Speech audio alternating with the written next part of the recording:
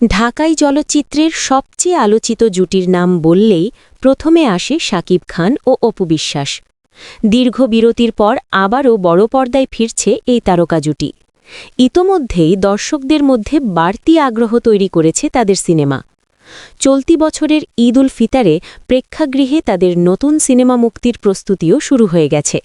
তবে তাদের দুজনকে এক সিনেমায় নয়, দেখা যাবে আলাদা আলাদা সিনেমায়।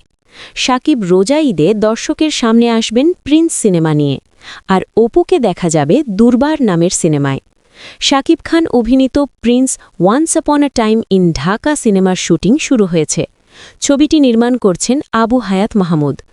গত বছরের জুলাইয়ে আনুষ্ঠানিক ঘোষণার সময় জানানো হয়েছিল সিনেমাটি ২০২৬ সালের রোজার ঈদে মুক্তি পাবে।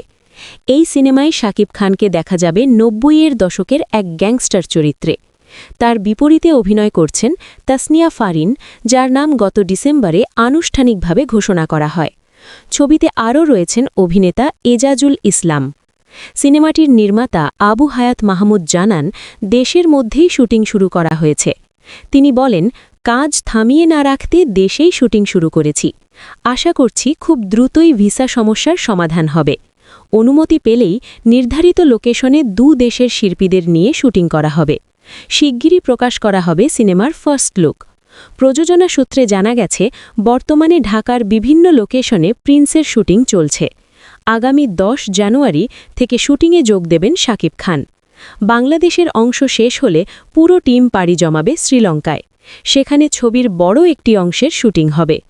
অন্যদিকে শাকিব খানের সাবেক সহশিল্পী ও জনপ্রিয় চিত্রনায়িকা অপু বিশ্বাসও ফিরছেন বড় পর্দায় নতুন রূপে।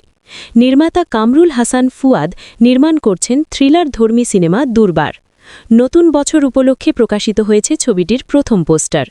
সেখানে রক্তমাখা মুখ ও রহস্যময় লুকে ধরা দিয়েছেন অপু বিশ্বাস। এটি তার দীর্ঘ কেরিয়ারে একেবারেই নতুন অভিজ্ঞতা। এই সিনেমায় প্রথমবারের মতো অপু বিশ্বাসের বিপরীতে অভিনয় করছেন জনপ্রিয় অভিনেতা সজল।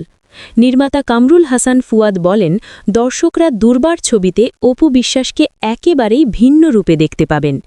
এটি তার কেরিয়ারের অন্যতম চ্যালেঞ্জিং চরিত্র। জানা গেছে, ইতোমধ্যে সিনেমাটির প্রায় ৪০% শুটিং শেষ হয়েছে।